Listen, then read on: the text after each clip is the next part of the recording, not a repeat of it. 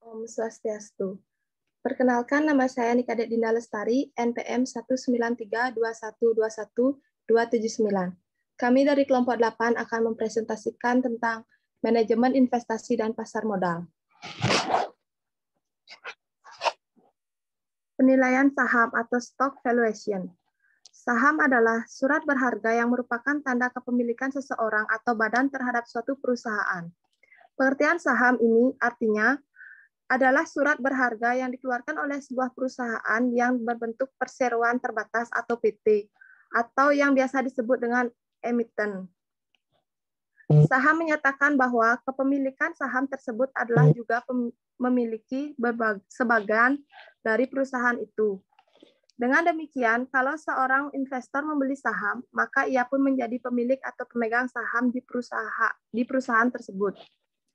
Perusahaan dapat menerbitkan dua jenis saham, yaitu saham biasa dan saham preferen.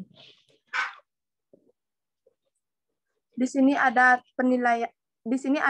nilai-nilai dari saham atau karakteristik dari saham.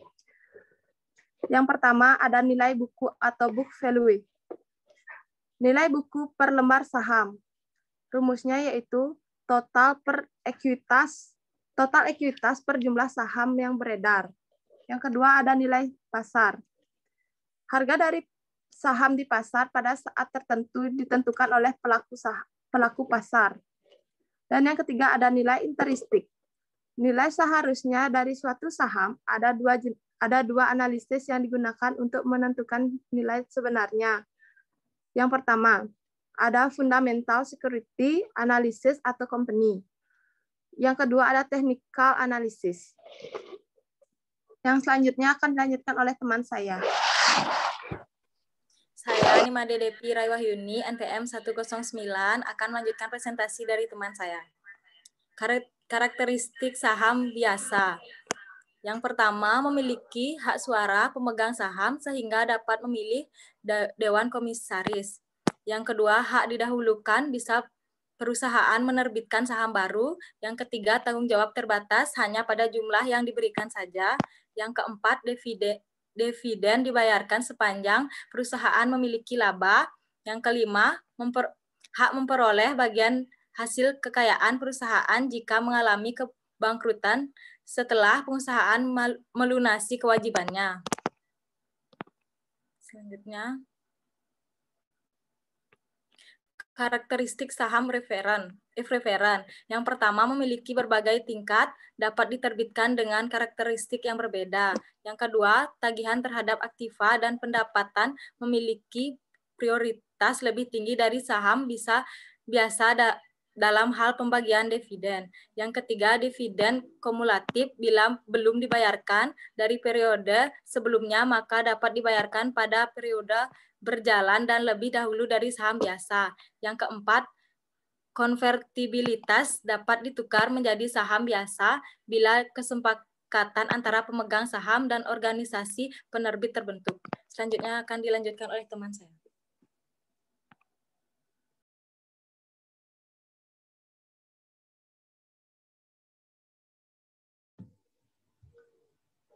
Perkenalkan, nama saya Dayu Savitri Maharani, NPM 1932121161.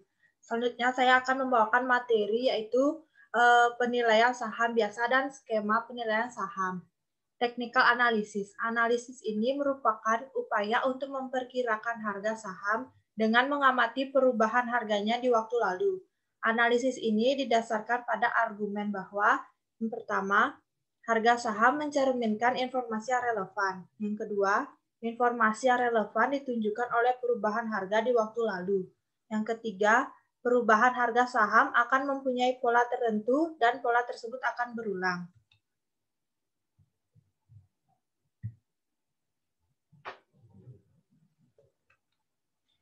Selanjutnya, alat analisis pada analisis teknikal adalah didasarkan pada grafik atau chart, sehingga para penganut aliran ini sering disebut chartis.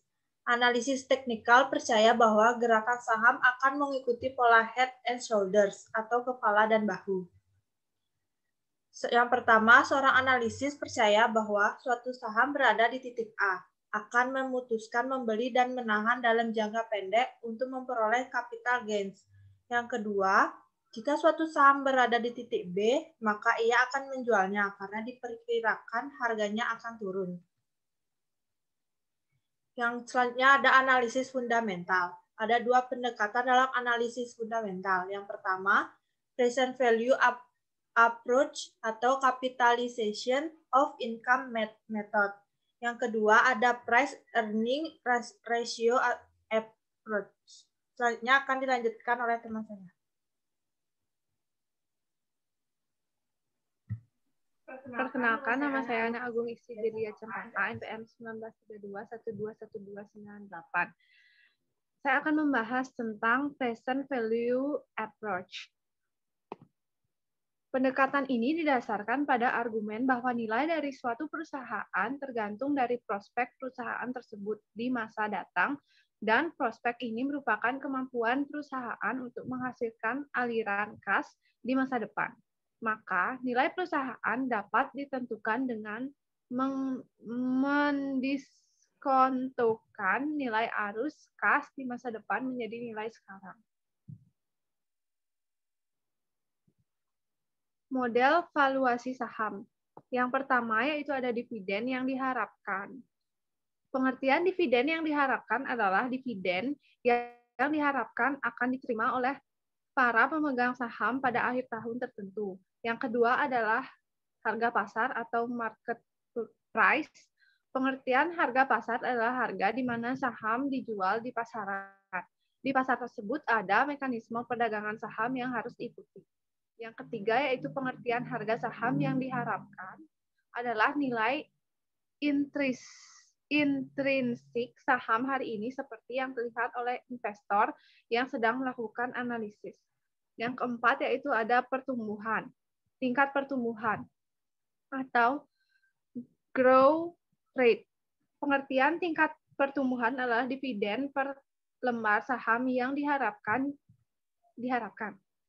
Jika dividen diharapkan tumbuh dengan tingkat yang konstan, maka tingkat pertumbuhan akan sama dengan tingkat pertumbuhan, laba perusahaan, dan harga saham yang diharapkan. Selanjutnya akan dilanjutkan oleh teman saya. Baik, perkenalkan nama saya Dewa Yutasya Anda Prasanti, NPM 193212125. Di sini saya akan melanjutkan materi dari teman saya. Model valuasi saham. Yang kelima, tingkat pengembalian yang diminta atau required rate of return. Pengertian tingkat pengembalian yang diminta adalah tingkat minimum pengembalian atas suatu saham biasa yang dianggap dapat diterima oleh pemegang saham. Yang keenam, tingkat pengembalian yang diharapkan atau expected rate of return. Pengertian tingkat pengembalian yang diharapkan adalah tingkat pengembalian atas saham biasa yang diharapkan akan diterima oleh pemegang saham di masa depan. Yang ketujuh, tingkat pengembalian aktual yang terrealisasi atau actual release rate of return. Pengertian ini, tingkat pengembalian aktual yang terrealisasi adalah tingkat pengembalian atas suatu saham biasa yang secara aktual diterima oleh pemegang saham dalam period di masa lalu. Yang ke-8, imbal hasil dividen atau dividen yield. Pengertian imbal hasil dividen adalah dividen yang diharapkan dibagi dengan harga saham saat ini. Yang ke-9, imbal hasil keuntungan modal atau capital gain yield. Pengertian imbal hasil keuntungan modal adalah keuntungan modal sepanjang 1 tahun tertentu dibagi dengan harga awal. Yang 10, total pengembalian yang diharapkan atau expected total return. Pengertian total pengembalian diharapkan adalah jumlah imbal hasil yang diharapkan dan imbal hasil keuntungan modal yang diharapkan. Analisis cross-seksional. Analisis cross-seksional pada dasar bertujuan untuk mengetahui bagaimana posisi suatu saham relatif terhadap saham-saham lain dengan menggunakan variabel tertentu, misal R atau pair. Analisis cross-seksional berarti bahwa analisis dilakukan terhadap banyak saham untuk periode waktu yang sama. Tujuan analisis ini adalah untuk mengetahui bagaimana posisi suatu saham relatif terhadap saham-saham lain. Dengan menggunakan variabel PER, PER adalah rasio antara harga berbanding proyeksi keuntungan perusahaan. PER menggambarkan keadaan investor membayarkan suatu jumlah untuk setiap rupiah yang diperoleh. Baik, sekian presentasi dari kelompok kami. Apabila ada kesalahan kata, kami mohon maaf. Kami tutup dengan Pramesanti. Om Santi Santi Om.